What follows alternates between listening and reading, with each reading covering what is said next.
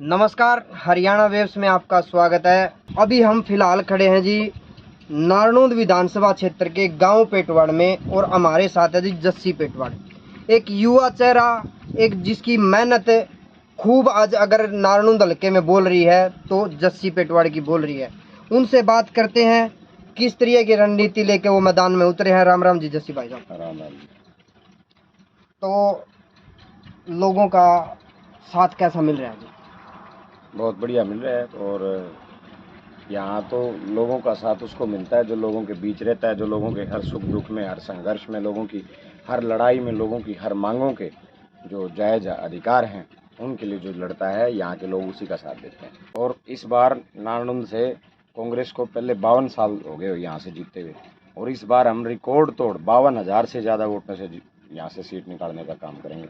रही बात मेरे लिए सबसे बड़ी जो प्रायोरिटी है वो है नारनौंद के मेरे नौजवान जो साथी जो आज बेरोजगारी की मार हरियाणा प्रदेश पे ही पूरी पड़ी हुई है, और उसमें नारनौंद भी अछूता नहीं है। बेरोजगारी के मामले में नारनौंद भी बहुत पीछे जा चुका है। चाहे मैं पिछले 10 साल का दौर याद करूं, चाहे कैप्टन अभिमन्यु जी वित्त मंत्री रहे हों, किसी भी एक नौजवान को भी वो रोजगार नहीं दिलवा पाए। तो विकास का मुद्दा मेरा बिल्कुल दूसरा बहुत बड़ा मुद्दा है। नारनौंद में आज आप किसी रोड पे चले जाओ, कोई सड़क नारनौंद की ऐसी नहीं है जो बिल्कुल पूरी हो, सारी टूटी सड़कें पड़ी हैं। कहीं पे भी किसी भी स्कूल में, कॉलेज में पूरे टीचर्स नहीं है। स्कूल काफ़ी मर्ज कर दिए गए हैं, जहाँ दूसरे गांव में छोटे छोटे बच्चों को पढ़ने जाना पड़ रहा है। गरीब के बच्चों को सरकारी स्कूल जो बंद हुए हैं, जो मर्ज किए गए हैं। दूसरा, हमारे नारनौंद में बाईपास की काफ़ी कमियां हैं। नारनौंद यहाँ किसी भी व्यक्ति को नारनौंद के भीड़ भाड़ से बाहर वाले आदमी को गुजरना पड़ता है, जाम की स्थिति बन जाती है कई बार। तो ये मेरी प्रायोरिटी है, पहले रोजगार, दूसरा नारनौंद का जो विकास है, जो गांव में स्कूल हैं, जो आईटीआई में जो कोई स्टाफ नहीं है उसको पूरा करवाना है। तो रोजगार, विकास और शिक्षा मेरे 3 बड़े मुद्दे हैं। और 2024 में जब हुड्डा साहब की सरकार बनेगी, तीनों के तीनों को पूरी प्रायोरिटी के तौर पे सबसे पहले ये काम पूरे करवाए जाएंगे। अगर नारनौंद की बात कर ली जाए, अगर किसी गली में आप चले जाओ, किसी सड़क पर चले जाओ, आपको गड्ढे में, अब वो कहावत भी पुरानी होगी भाई गड्ढे में सड़क है या सड़कों में गड्ढे हैं, वो चीज़ भी दूर हो गई है। इस बात पर आप कितना ये बताओगे कि भाई वाकई में बीजेपी सरकार सिर्फ बातों पे है या फिर काम पे भी? नहीं, बीजेपी तो केवल धर्म की बात करती है। बीजेपी का काम का मुद्दा कभी ना था ना कभी रहेगा। बीजेपी तो जात पात की बात करती है। बीजेपी 2 गुट तैयार आपस में गांव में करती है। एक गुट को बीजेपी अपने साथ रखने का प्रयास करती है। बीजेपी का विकास से, रोजगार से, बीजेपी का काम से कोई मतलब नहीं है।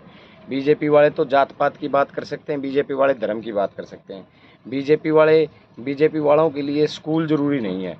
तो ये लोग केवल आपसी, वो अंग्रेजों की जो नीति थी ना, सही मायने में अगर बात की जाए तो आरएसएस और बीजेपी की नीति है, फूट डालो और राज करो। राम कुमार गौतम जी विधायक है फिलहाल मौजूदा हल्के के, उन्होंने हाथ खड़े कर रखे हैं भाई मेरा बस का सौदा नहीं। और नारनौंद एक मुंह बाई बाट देखा है भाई, काम हुआ है, काम हुआ है, काम हुआ है। तो ना राम कुमार गौतम के बारे में क्या कहोगे आप जी? देखो, दादा गौतम जी से अब एक वो बहुत ज़्यादा एज हो चुकी है, दूसरा उनकी सेहत बहुत ख़राब रहती है। मेरी जब भी उनसे बात होती है तो उनके फेफड़ों में भी दिक्कत है, उनके घुटनों में भी ज़्यादा दिक्कत है। और सही बात कह रहे हैं दादा गौतम, उनके हाथ में तो जेजेपी वालों ने कुछ छोड़ा नहीं ना। दादा गौतम का यूज किया गया जेजेपी के द्वारा। जेजेपी के जो 10 के 10 विधायक जीते हुए, चाहे खुद दुष्यंत चौटाला जी जीते हुए हों, दुष्यंत चौटाला जी के हल्के में भी, उचाणा में भी दादा गौतम ने ब्राह्मणों की एक तरफा वोट जेजेपी को दिलवाने का काम किया। तो मैं ये कहना चाहता हूँ कि उनका एक यूज किया गया दादा गौतम का, और उस इस वजह से दादा गौतम के हाथ, जब दादा गौतम ने सच्चाई बतानी शुरू की कि भाई जितना काम मैंने किया था कम से कम मुझे उसका इनाम मिलना चाहिए, तो जेजेपी पार्टी ने केवल दादा गौतम को वोट लेने के बाद उनको एक तरफा इग्नोर करने का काम किया। अगर कांग्रेस पार्टी की बात कर लिया जाए, जो बड़े नेता हैं वो एक गुटबाजी में दिखाई दे रहे हैं भाई, अलग अलग, हर कोई ये कह रहा है भाई मैं अलग, मैं अलग, मैं अलग। क्या इस चीज़ का फायदा दूसरी पार्टियां नहीं उठाएंगी? नहीं, कोई गुट नहीं है। देखो, गुट, ये जो गुट है ना, ये पत्रकार जो आप जैसे मीडिया के लोग हैं वो गुटों का नाम देते हैं। मेरी सोच अलग है, मैं ये गुट नहीं कहता, ये आस्था है। हरियाणा प्रदेश के जैसे लोगों की, हरियाणा प्रदेश की जनता की और हरियाणा प्रदेश के 90% नेताओं की आस्था आज चौधरी भूपेंद्र सिंह हुड्डा जी में है। तो वो गुट नहीं, कांग्रेस एक बहुत बड़ी पार्टी। देखो क्षेत्रीय पार्टी में क्या होता है, एक घर की चलती है, एक घर में एक घर के नेताओं को राम राम करनी पड़ती है, उनसे जान पहचान रखनी पड़ती है। यहाँ बहुत बड़ा समुंदर है, सब लोग एक नेता के साथ नहीं लग सकते, लेकिन फिर भी यहाँ 90% से ज़्यादा लोग और 90% से ज़्यादा सीनियर नेता चौधरी भूपेंद्र सिंह हुड्डा जी के पीछे हैं, क्योंकि हुड्डा साहब के पीछे जनता है, जनता का आशीर्वाद, हरियाणा की जनता। आज आप मैं बिल्कुल इस बात में मुझे कोई कहने में कोई डर भी नहीं है, कोई ये भी नहीं। हरियाणा में देखो कांग्रेस है तो चौधरी भूपेंद्र सिंह हुड्डा जी के दम पे है।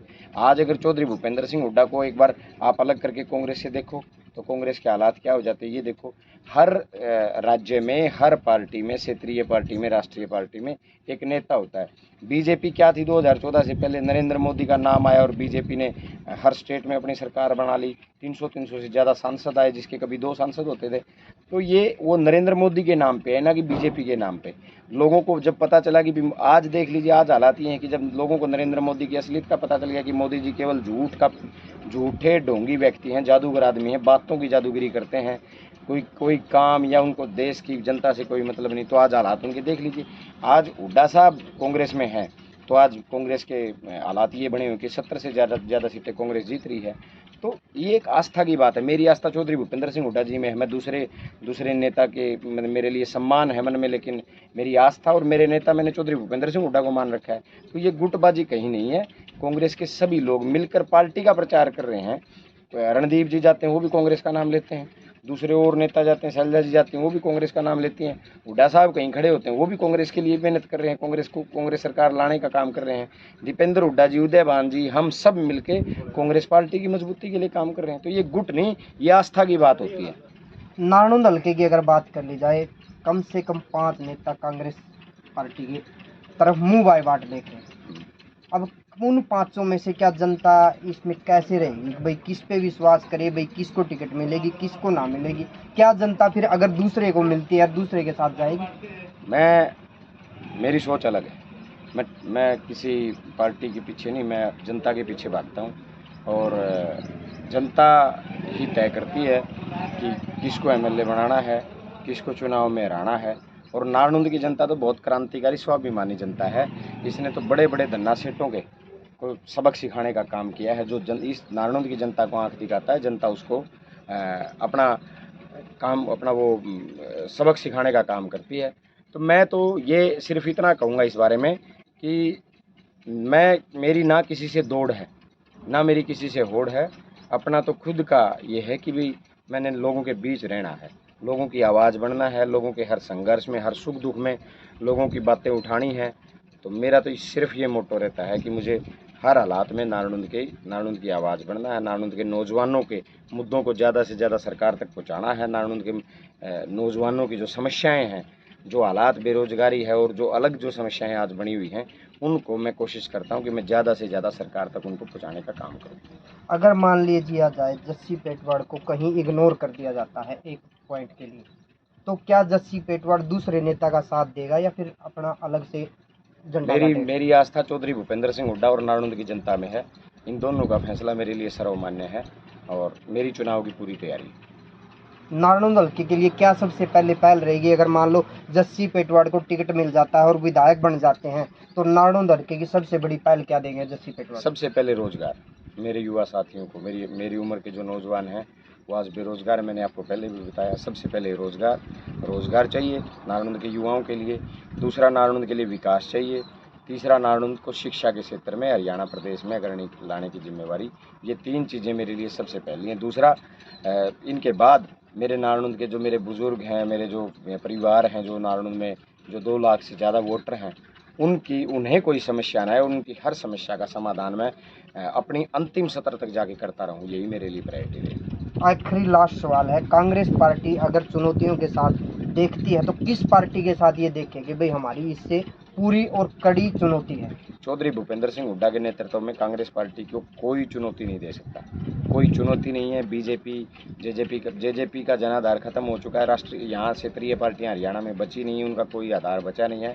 रही बात बीजेपी की, बीजेपी से 36 बिरादरी और हर वर्ग इतना बुरी तरीके से तंग है कि आज हरियाणा प्रदेश में कांग्रेस चौधरी भूपेंद्र सिंह हुड्डा जी के नेतृत्व में चुनाव लड़ रही है और चौधरी भूपेंद्र सिंह हुड्डा जी के नेतृत्व में कांग्रेस की किसी के साथ भी टक्कर नहीं होगी। मैंने बताया आपको, हुड्डा साहब के नेतृत्व में कांग्रेस इस बार 70 सीटें आएंगी, तो कहाँ से कड़ी चुनौती बची। तो कहने को तो मैं भी कह सकता हूँ कि मैं भी नरेंद्र मोदी को टक्कर दे सकता हूँ, मैं भी प्रधानमंत्री बन सकता हूँ।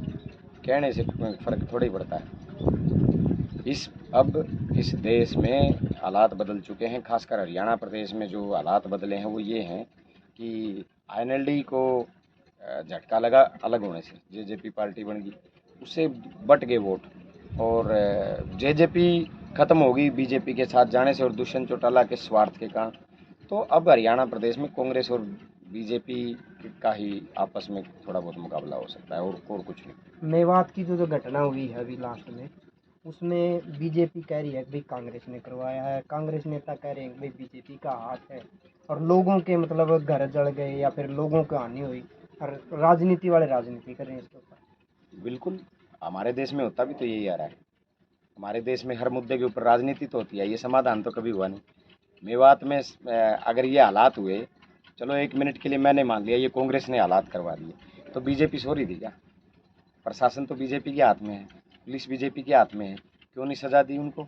क्यों मुख्यमंत्री सरेआम ये आके कहते हैं कि सुरक्षा मेरे बस की बात नहीं? नहीं सुरक्षा तो मुख्यमंत्री, ये कोई जनाजा थोड़ी है आपका जिससे आप उठ नहीं सकते, ये कुर्सी है छोड़ दो अगर आपके बस की सुरक्षा नहीं है तो। और 2 चौधरी भूपेंद्र सिंह हुड्डा जी के हाथ में हरियाणा प्रदेश की कमान। 10 साल से हुड्डा साहब मुख्यमंत्री रहे, कभी किसी भी वर्ग ने धरना तक नहीं दिया, और यहाँ आज हिंदू मुसलमान की लड़ाई करवा दी है। बीजेपी का नेता एक धार्मिक यात्रा में जा रहा है, और बीजेपी का एक नेता, एक छुट भैया आदमी AK-47 लेके जाता है धार्मिक यात्रा में।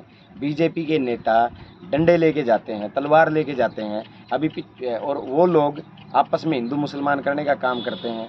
किस बात का? ये बीजेपी वाले हरियाणा में वोट मांगेंगे तो जाट नॉन जाट कहेंगे, यूपी में वोट मांगेंगे हिंदू मुसलमान कहेंगे, महाराष्ट्र में वोट मांगेंगे तो वहाँ मराठा नॉन मराठा कहेंगे, बिहार में जाएंगे तो यादव नॉन यादव कहेंगे, पंजाब में वोट मांगने जाएंगे तो ये जट सिख राय सिख कहेंगे।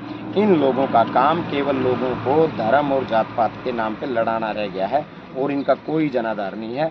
ये केवल काम ये कर नहीं सकते।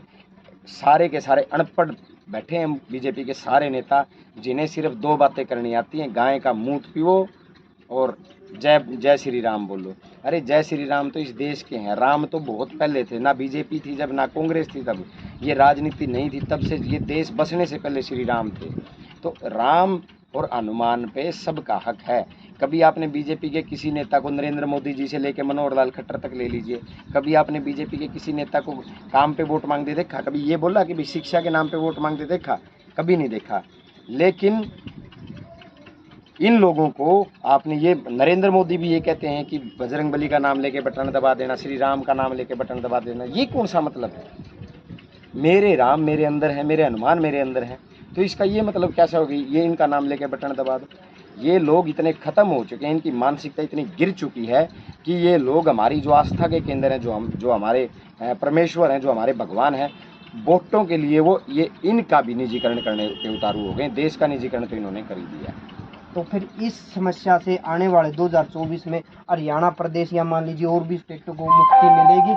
100% नरेंद्र मोदी इस देश के अगले प्रधानमंत्री नहीं होंगे। 2024 में कांग्रेस से प्रधानमंत्री राहुल गांधी जी होंगे। हरियाणा प्रदेश की कमान चौधरी भूपेंद्र सिंह हुड्डा के हाथ में होगी। पिछले रिकॉर्ड की बात कर रहा हूँ मैं, ये नहीं कोई मेरे जस्सी पेटवाड़ के आंकड़े नहीं है, ये चौधरी भूपेंद्र सिंह हुड्डा के नेतृत्व में 10 साल में हरियाणा, 9.5 साल में हरियाणा में सरकार रही, और एक भी धरना प्रदर्शन लगातार 3 दिन नहीं चला। अब तो सालों से लोग धरनों पे बैठे रहते हैं। देखो, आंगनबाड़ी वाली इन्होंने पीटे, नौजवान रोजगार मांगता हुआ इन्होंने पीटा, पहलवान इन्होंने पीट दिए, सरपंच इन्होंने पीटे, कर्मचारी इन्होंने पीटे, रिटायर्ड कर्मचारी इन्होंने पीटे। एक भी आदमी ये बता दो कि बीजेपी वालों ने बगैर लाठीचार्ज के छोड़ा? किसान तो 750 शहीद हुए इनके राज में। तो मेरे पास या इस देश की किसी भी सही पढ़े लिखे व्यक्ति के पास केवल एक जवाब है कि बीजेपी से छोटी मानसिकता, बीजेपी के नेताओं से छोटी मानसिकता किसी की नहीं है। ये लोग केवल लड़ाते हैं जात पात के नाम पे, धर्म के नाम पे। ना शिक्षा से इनका मतलब है, ना रोजगार से इनका मतलब है, ना विकास से इनका मतलब है। तो ये जब इनसे काम नहीं हुए, जब इन्होंने इस देश का भट्ठा गोल कर दिया, तब ये राम और हनुमान के नाम पे आए। धन्यवाद जी आपका। बहुत बहुत धन्यवाद। ये थे जी हमारे पास जस्सी पेटवाड़ जी। अब आने वाले 2024 में पता चलेगा भाई किसके खाते में बॉल जाती है, कौन बाजी मारता है, किसका पलड़ा भारी रहता है। तो आप चैनल को ज़्यादा से ज़्यादा सब्सक्राइब करें, वीडियो को ज़्यादा से ज़्यादा शेयर करें। आपका बहुत बहुत धन्यवाद जी।